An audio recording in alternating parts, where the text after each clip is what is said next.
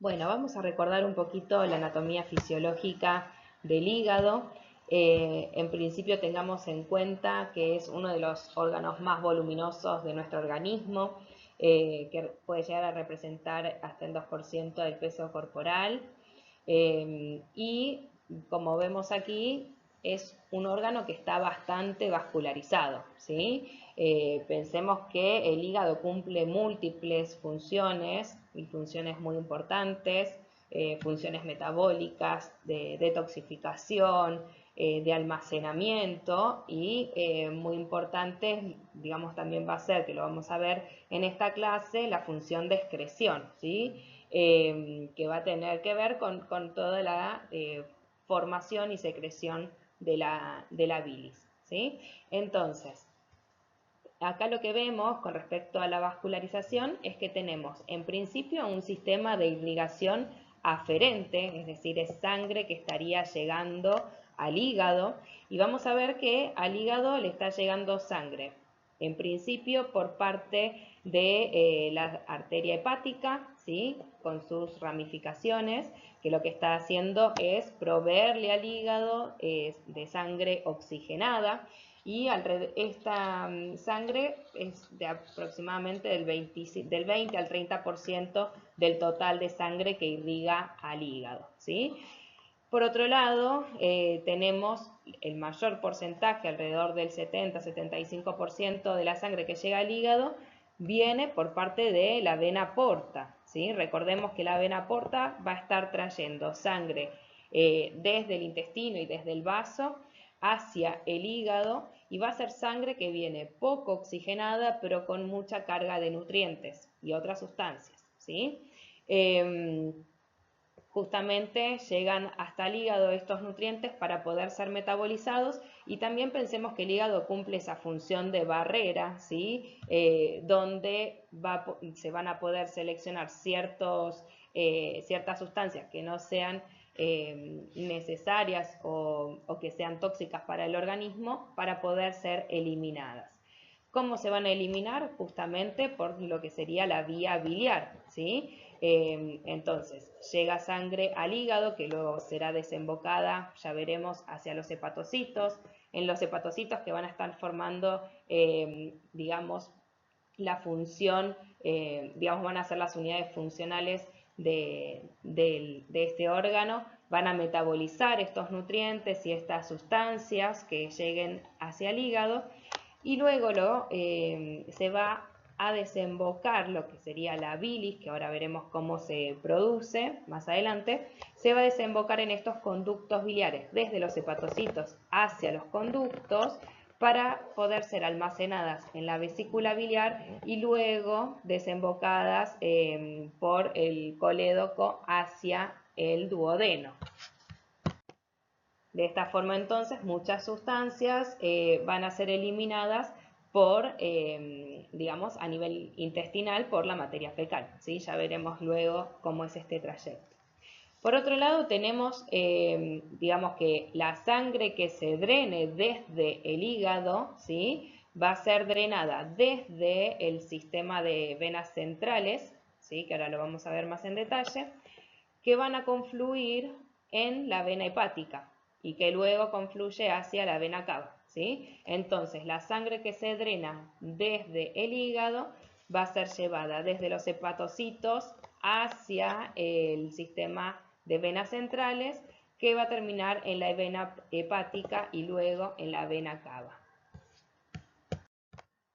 Bueno, en esta imagen vemos una ampliación de lo que sería el parénquima hepático. Sabemos que el parénquima hepático está conformado por múltiples células llamadas hepatocitos, que son estas que están marcadas en color amarillito, y que van a estar, digamos, formando distintas placas de hepatocitos. Vemos cómo están organizadas. Lo que podemos visualizar, si uno, digamos, se puede diferenciar histológicamente, la organización de estos hepatocitos, ¿sí? Con esta forma hexagonal, ¿sí? Y vamos a denominar a esta unidad estructural lobulillo hepático, ¿sí? El lobulillo hepático es esta unidad estructural del parénquima, del hígado, que va a estar, vamos a tomar como referencia que el centro va a estar conformado por una vena central, ¿sí? Por una ramificación de la vena central. Y al mismo tiempo, en los vértices vamos a encontrar un espacio portal, ¿sí? Se llama así, espacio porta o espacio portal, a el conjunto de la ramificación de la vena porta, una ramificación de la arteria hepática y una ramificación del conducto biliar.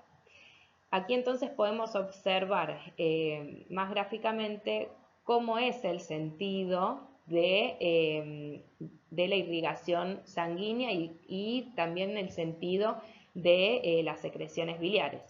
Fíjense que entre cada hepatocito, ¿sí? entre dos hepatocitos adyacentes, sale un canalículo biliar, es decir, que es una ramificación más fina, obviamente, que converge desde los hepatocitos hacia el conducto biliar, ¿sí? Hacia la ramificación del conducto biliar. Es decir, que cada hepatocito va a estar volcando contenido que forma la bilis desde el hepatocito hacia los canalículos biliares y luego hacia el conducto biliar. ¿Sí? El sentido sería ese, desde el hepatocito hacia los conductos, que luego va a ser llevado hacia la vesícula biliar. Por otro lado, vemos que la dirección entonces de la sangre que irriga a los hepatocitos, a este parénquima hepático, como ya dijimos, viene por parte de la vena porta y por parte de la arteria hepática.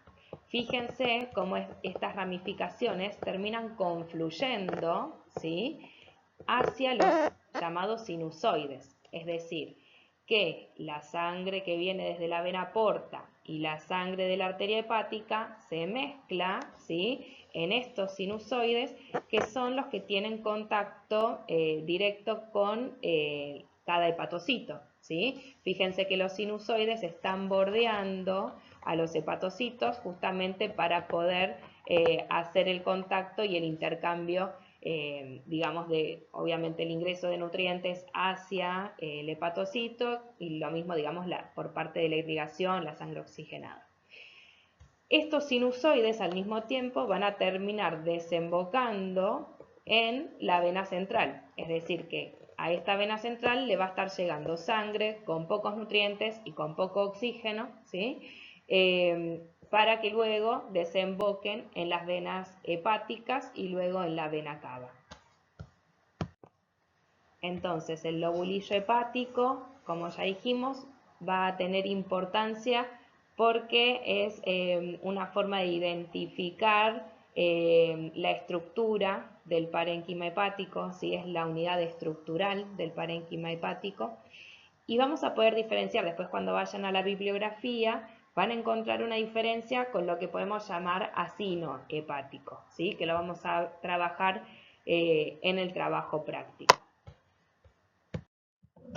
Bueno, en esta presentación, en esta diapositiva, vamos a ver los componentes histológicos del parénquima hepático.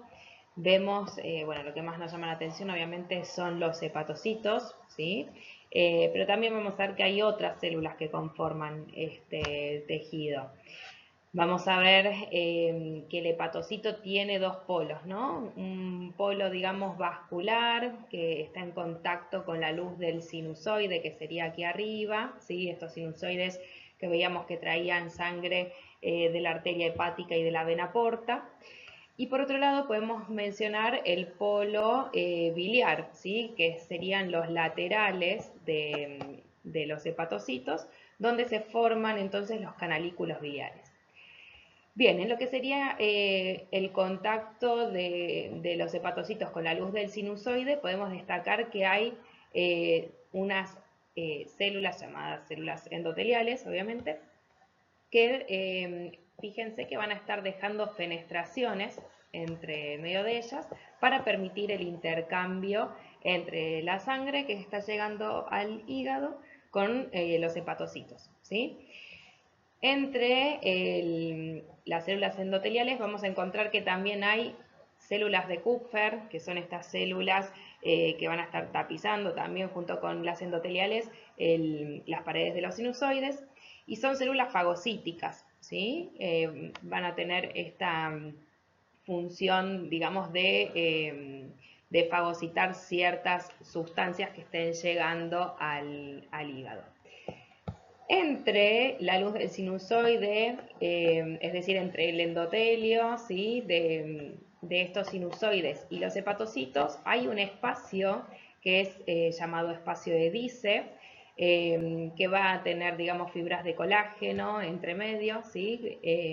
Y justamente va a ser el espacio que, digamos, que va a permitir el intercambio entre las sustancias que están llegando con la sangre y el hepatocito. Bien, también vemos otras células como las células de hito o los lipocitos, ¿sí?, que van a estar almacenando lípidos. Y bueno, entonces lo que nos quedaría por ver en esta imagen es detallar un poquito más estas zonas que tiene el hepatocito, ¿verdad? Dijimos que por un lado tenemos la zona vascular, que va a entrar en contacto con el contenido de los sinusoides.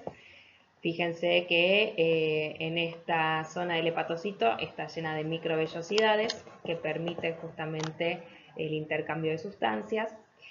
Y vamos a ver que este espacio de Dice, digamos, penetra entre las zonas laterales, pero hasta una pequeña altura, ¿sí?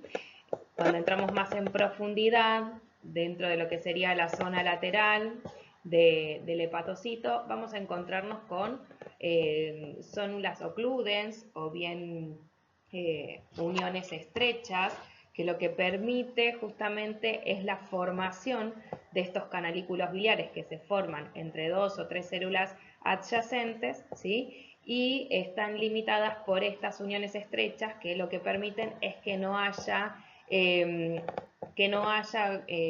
intercambio o que no se contamine el contenido de la bilis con el contenido del espacio de Dice, ¿sí? Estos canalículos biliares, entonces, fíjense que tienen invaginaciones hacia adentro del hepatocito para permitir que las sustancias que se van formando en el hepatocito que conforman la bilis sean excretadas, ¿sí?, hacia los canalículos biliares, que luego van a ser decantadas en los conductos biliares que llegarán luego al conducto hepático y a la vesícula biliar. Bueno, y para terminar de entender todo esto que ya vimos, veamos como repaso cómo es la circulación sanguínea y la circulación biliar.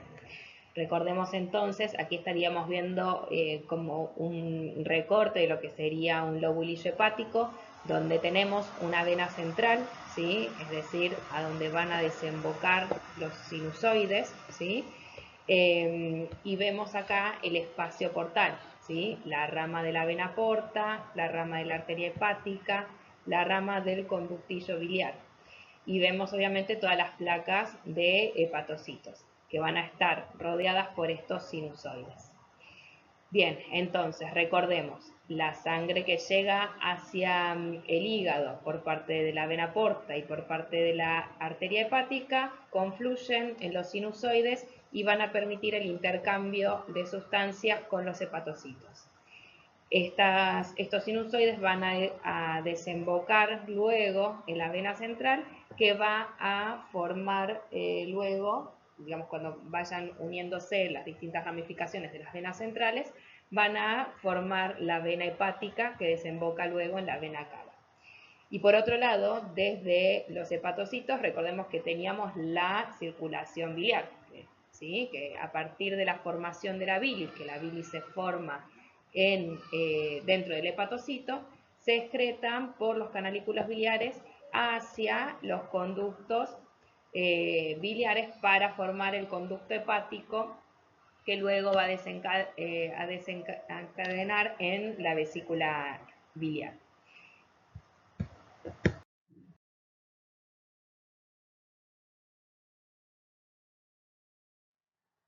Bueno, con esta imagen podemos entender un poquito más cómo se va a dar la secreción biliar. En esta imagen ampliada, como ya hemos visto, recordemos que la bilis se sintetiza en el hepatocito, ¿sí? Justamente los componentes como el colesterol, las sales biliares son sintetizadas en el hepatocito y son volcadas hacia los canalículos biliares, que van a ir aumentando, estos canalículos van aumentando de calibre para formar los conductos biliares, que luego van a formar, como aquí vemos en esta imagen, el conducto hepático, ¿sí? Que luego desemboca en el colédoco. La bilis puede desembocarse desde el colédoco hacia el intestino directamente, o bien esta bilis que llegó al colédoco puede dirigirse hacia el conducto cístico y ser almacenado en la vesícula biliar. La bilis que se almacena en la vesícula también se concentra, justamente porque la vesícula tiene esta capacidad de poder absorber agua y electrolitos, ¿sí? Entonces, la bilis que vamos a encontrar a nivel de la vesícula biliar va a tener una mayor concentración con respecto a la bilis hepática, es decir, a esa bilis que se sintetiza en los hepatocitos. Bueno, y siempre que hablamos de secreción tenemos que pensar cuáles son los estímulos para que se dé esa secreción. Primero pensemos que la secreción biliar se va a dar en un periodo post-ingesta, es decir, que yo necesito de la bilis principalmente para permitir una mejor digestión de los lípidos que están llegando con la dieta. Por lo tanto, la llegada de lípidos al duodeno ya sabemos que va a desencadenar la liberación de una hormona que es la colecistoquinina, ¿sí? Que es secretada desde las células I del duodeno, ¿sí? Esta colecistoquinina, además de estimular la secreción pancreática, como ya han visto en la clase anterior, también estimula la secreción biliar. ¿De qué forma? La colecistoquinina lo que produce es la contracción, ¿sí? De la vesícula biliar y la relajación del esfínter de Oddi. Por lo tanto, lo que hace es aumentar la motilidad de la vesícula para permitir, ¿sí? Que se vuelque el contenido de la vesícula biliar hacia el duodeno. Esta sustancia, ¿sí? Al tener este efecto de estimular la contracción de la vesícula, vamos a decir que es una sustancia colagoga, ¿sí? Las sustancias de efecto colagogo son aquellas que estimulan la contracción de la vesícula biliar. Por otro lado, tenemos otras hormonas como la secretina que también va a estar estimulando la secreción biliar. Pero la secretina, si bien no va a estar, digamos, el estímulo no va a ser sobre la vesícula, sino que la secretina tiene un efecto sobre la síntesis de la bilis, ¿sí? Va a estimular, por un lado, la síntesis de ácidos biliares, pero su función más importante es estimular la secreción de agua y bicarbonato a partir de las células que conforman, ¿sí? Las paredes de los conductos biliares. Pensemos que la secreción biliar se da en dos fases. Por un lado tenemos la secreción de las sales biliares desde el hepatocito hacia los conductos, como ya hemos visto, y la segunda fase de la secreción sería la secreción de agua y bicarbonato y electrolitos desde las células que conforman las paredes del conducto biliar, ¿sí? Entonces la secretina va a tener importancia en el estímulo de la secreción ductal de la bilis. Por otro lado, los ácidos biliares que tenemos circulantes en sangre, ¿sí? También estimulan la síntesis y secreción de más ácidos y sales biliares desde el hepatocito. Por lo tanto, los ácidos biliares y la secretina son llamadas sustancias coleréticas. Las sustancias coleréticas son aquellas que estimulan la síntesis de bilis. Bien, y por otro lado, también podemos nombrar a la estimulación vagal, o mejor dicho, la estimulación a partir de la acetilcolina, que se da a partir de las terminaciones del nervio vago y también de las neuronas que forman parte del sistema nervioso entérico. La acetilcolina lo que va a hacer es tener un efecto también colagogo, es decir, que va a estimular la contracción de la vesícula biliar, pero va a permitir contracciones más débiles si lo comparamos con el efecto que tiene la colecistoquinina.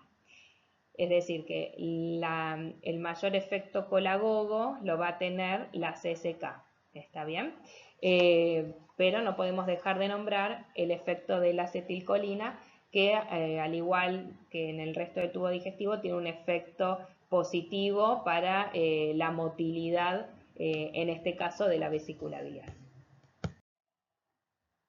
Bueno, venimos hablando de la bilis, así que vamos a definir a la bilis como una solución compleja, ¿sí? Que va a ser el resultado de la secreción de ciertas sustancias orgánicas por parte del hepatocito, como las sales de ácidos biliares, la bilirrubina, el colesterol, fosfolípidos y proteínas, ¿sí? Es decir que parte de la bilis está formada por sustancias orgánicas y también forman parte de la misma sustancias inorgánicas como iones de sodio y también bicarbonato, que son secretadas no por el hepatocito, sino por las células epiteliales que revisten los conductos biliares.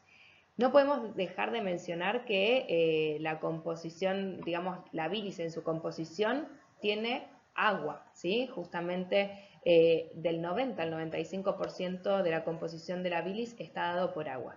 Desde ya que vamos a ver, y después lo van a leer en la bibliografía, que como dijimos antes, podemos diferenciar la composición de la bilis a nivel hepático con respecto a la bilis a nivel vesicular, ¿sí? Es decir que veremos que va a estar más concentrada en ciertas sustancias la bilis a nivel de la vesícula. Bueno, en esta imagen podemos ver la estructura de la micela biliar. La función de esta micela es permitir la solubilización y el transporte de ciertas sustancias insolubles o parcialmente solubles desde el hepatocito, lugar donde se forman las sales biliares y se forman los distintos componentes de la bilis, hacia el duodeno sin que precipiten en las vías biliares. Recordemos que las sales biliares justamente tienen esta función, ya que tienen un componente hidrófobo, que sería la parte, digamos, que se corresponde con el núcleo esteroideo, y una parte hidrofílica que hace referencia a los grupos hidroxilo y a la cadena lateral, que pueden estar en contacto con las moléculas de agua. Al mismo tiempo, recordemos que también tenemos a la lecitina, que también tiene esta función similar a los ácidos biliares, y de esta forma se pueden transportar los distintos componentes que forman la bilis, desde el hepatocito hacia el duodeno. Entonces, en el núcleo, en la parte más central, tendremos seguramente al colesterol, y en la parte más hidrofílica tendremos a las proteínas, a los electrolitos y obviamente, bueno, a las moléculas de agua que forman parte de la bilis. Bueno, vamos a ver cómo se producen o cómo se sintetizan los ácidos biliares. Lo primero que tenemos que saber es que se sintetizan dentro del hepatocito y que derivan del colesterol, de la estructura del ciclo pentano-perhidrofenantreno. La primera modificación se produce a partir de una hidroxilasa que lo que hace es hidroxilar con uno o dos grupos hidroxilos, ¿sí? Al ciclo, ¿sí? Con uno o con dos.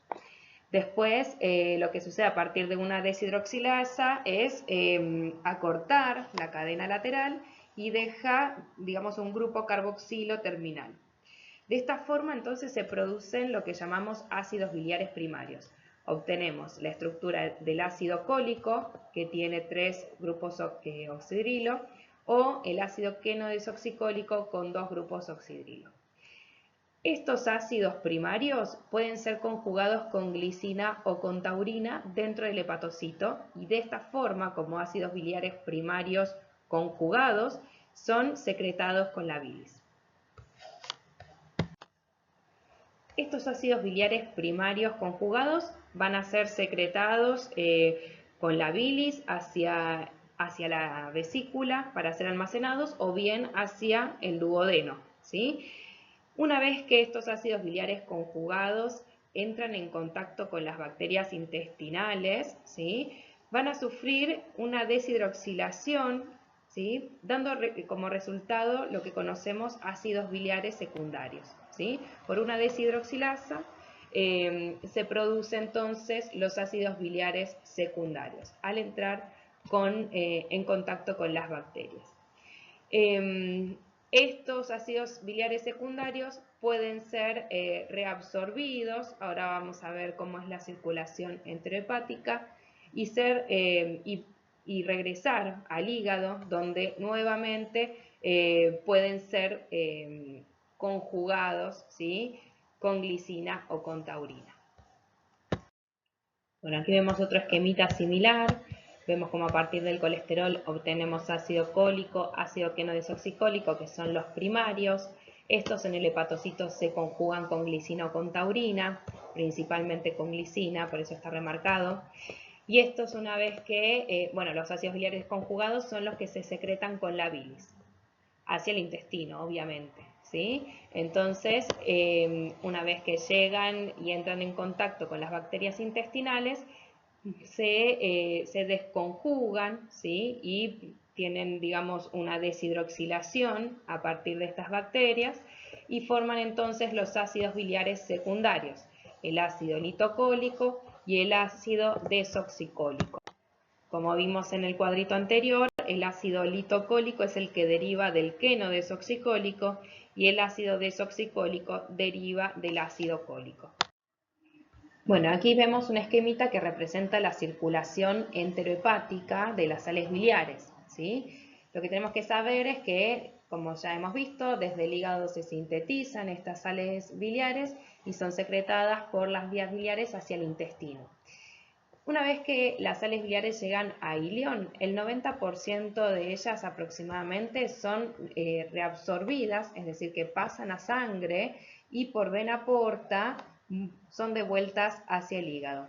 Penetran por los sinusoides y vuelven a ingresar dentro del hepatocito para luego ser volcadas nuevamente hacia las vías biliares. Es decir, que podríamos decir que se reciclan estas sales biliares. Alrededor de un 8% de las sales biliares llegan a colon y son reabsorbidas desde el colon, también con el mismo mecanismo. Y alrededor de un 2% de las sales biliares son excretadas con las heces. Esta circulación enterohepática permite, digamos, reciclar estas sales biliares y no estar teniendo que sintetizar continuamente sales biliares. Se dice que aproximadamente una sal biliar que se sintetiza en el hígado es devuelta, digamos, hace este circuito 17 veces hasta que es excretada con las heces.